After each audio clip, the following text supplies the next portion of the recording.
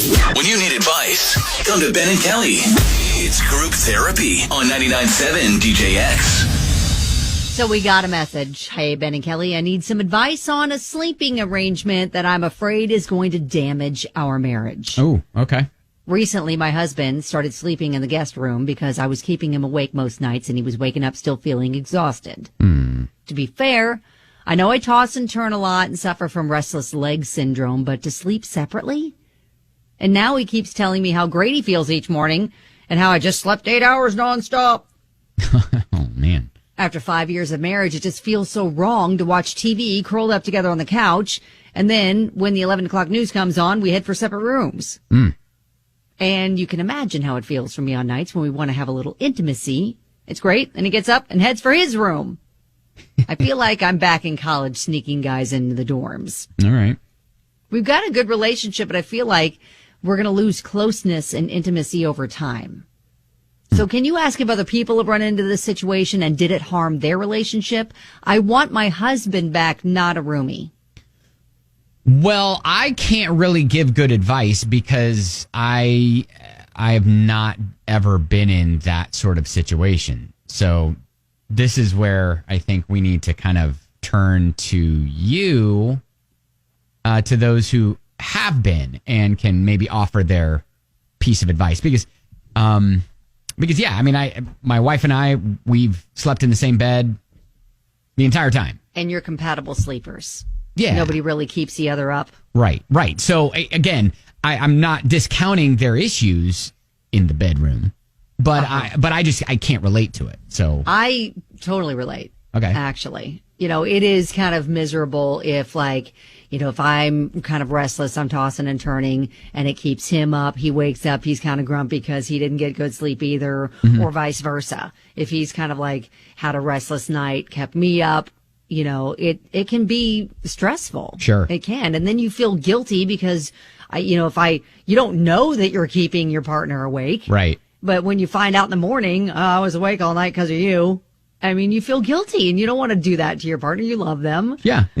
But, and maybe it does, them sleeping separately is doing much better for her husband. But I understand, kind of the hurt that she's going through right now because every married couple, I think, expects and wants to stay in the same room together. And that's part of keeping that closeness as a couple. I completely understand it.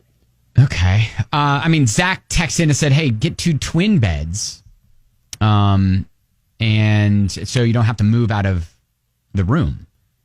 You know what? We've got a split king, which is kind of fantastic because, I can I like to sleep a little bit elevated. He likes to be completely flat. And we kind of, when we roll around, we don't really affect the other person's side because they're separate. That's a good idea.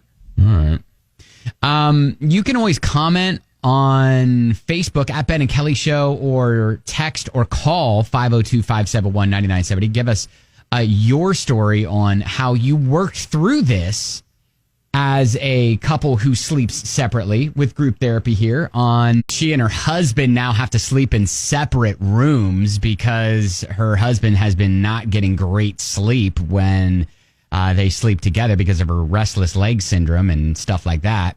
That they are no longer a couple.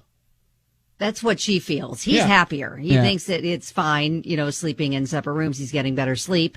But she just feels like it's going to harm the relationship in the long run. It's making them roommates. Amy says, my daughter has that arrangement with her fiance. They had a baby.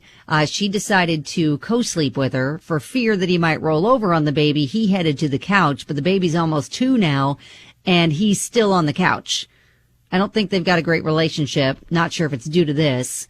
And by the way, they do make medicine for restless leg syndrome. A lot of people mentioned that there are treatments for that are pretty life-changing. So if you want to lick that. Bev says, my husband cannot sing a lick. In his sleep, he thinks he's a headbanging 80s hairband frontman. Oh, wow. And to that, he snores. Okay. And rides a unicycle all dang night. Dang. He had to go to his own room. You got to go sleep in your own room. I got it. Calls our show all the time. Andrew, the Love Doctor, what are your thoughts on this? Here's a couple of options for her. Maybe she talks to him and says that 2 or 3 nights he sleeps in the same bed. 2 or 3 nights he sleeps in a separate bed. If he's got a big day at work the next day, big presentation, whatever that looks like, maybe he needs a good 8 hours. That's fine. But at the end of the day, he should make the compromise and concession for her, even though he might wake up grumpy. We all wake up grumpy, dude. Get over it. You know, this is the person. Seriously, right? This is the person you married. This is the person you vow to spend the rest of your life with. They are the most important person in your life. Obviously, if you don't have children, they're it. So outside of them, everything else is secondary. So he should make some concessions, have a conversation with him. If he's not willing to budge, it becomes an issue, a major issue, and can grow into something a little more severe if she doesn't get a handle on it right now. Yeah, I agree. I like the idea of compromising and like, okay, let's do a couple of nights where we sleep in the same room, and we've got what we call the problem room, where the person, it's basically a sickness room. If one of us is like sick, not feeling great, go sleep downstairs. Yep. And then, but we call it the problem room because you're the problem. Go down there. Andrew, the Love Doctor, thank you so much, man. Keep on loving, guys. Love you. All right, take care, dude.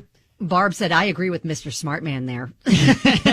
Now, Jennifer, you had a medical condition that actually caused you and your husband to sleep separately. I had a ruptured brain aneurysm back in 2015. And as a result, my brain can't shut down if there's somebody in the room with me. So my husband and I have had separate bedrooms since then. But what we do is we spend at least a half an hour every day being intimate. You know, whether it's just cuddling each other or... I was like, wow, dang, Jennifer, I want your recipe. Be intimate in different ways. Sorry, my brain just went to the one way. Yeah, no, it's not always sexual. It's not always sexual. Okay, gotcha. It works for us. And, you know, before that, you know, he had, sleep apnea in his CPAP machine. It would get knocked off his nose, and he'd sound like Darth Vader. And it would drive me crazy. So, you know, we've kind of had this issue for a while. But we make it work. And then, you know, the nights that I'm okay with not getting much sleep, I'll sleep in the bed with him or he'll sleep with me. But you got to make it work. You got to compromise. All right. Thank you, Jennifer. Appreciate it.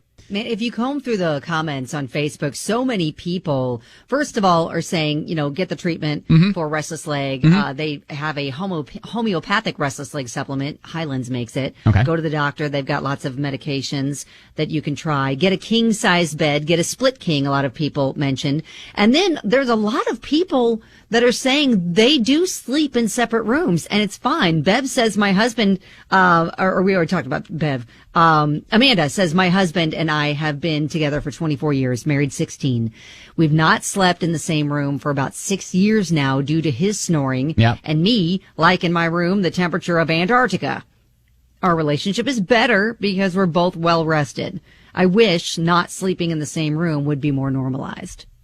All right. Well, it sounds like that at least there's some support for the situation that you now find yourself in. I think maybe I would try the whole twin bed thing, maybe pushing those together where you're completely separated, you know, by beds, even though you can kind of like be in the same room, because it doesn't sound like it's a snoring issue necessarily, but yeah, it's more of like a tossing and turning. That exactly. kind of thing. So if you are in a separate enough space to where that's not going to affect him, maybe that's enough of a fix. But either way, you know, a lot of people mention the fact that if you suffer from like an extreme lack of sleep over a long period of time, that really affects mental health. And that's important too. Yeah, for sure. So whatever gets you both the best rest is going to be better in the long run for your relationship.